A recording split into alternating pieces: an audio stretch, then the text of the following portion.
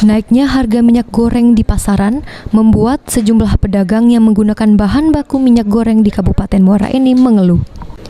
Harga minyak goreng di Bumi Serasan Sekundang yang bisa mencapai Rp18.000 hingga Rp19.000 per kilonya membuat pedagang gorengan harus mengeluarkan modal lebih untuk membeli minyak goreng sebagai kebutuhan pokok mereka.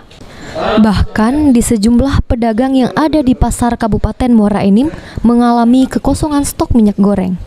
Menurut Ama, modal yang harus dikeluarkan setiap harinya harus bertambah untuk memenuhi kebutuhan minyak goreng yang harganya Rp18.000 hingga Rp19.000 per kilo.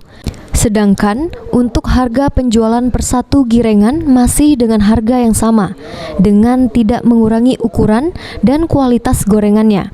Otomatis keuntungan setiap harinya berkurang drastis. Ama berharap harga minyak goreng turun kembali agar usahanya menjual gorengan tidak merugi. Agak berat. Sekarang harganya kayak mana, Bu? Masih tetap biasa. Masih tetap biasa, berapa harganya? Kosong malah. Malah kosong? Ya, katanya stok katanya. Oh, emang harganya berapa? Kalau itu katanya 14, tapi katanya stok sama baik bohong kan? Yang 14 itu. Kalau toko masih tetap kan banyak stok, karena harga masih tetap biasa kan? Berapa Bu harga biasanya?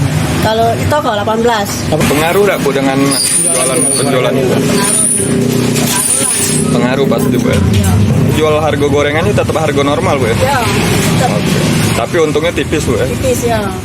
Jika tingginya harga minyak goreng tidak bisa diatasi, para usaha kecil terpaksa harus menaikkan harga penjualan mereka atau mengurangi ukuran produk mereka agar bisa seimbang.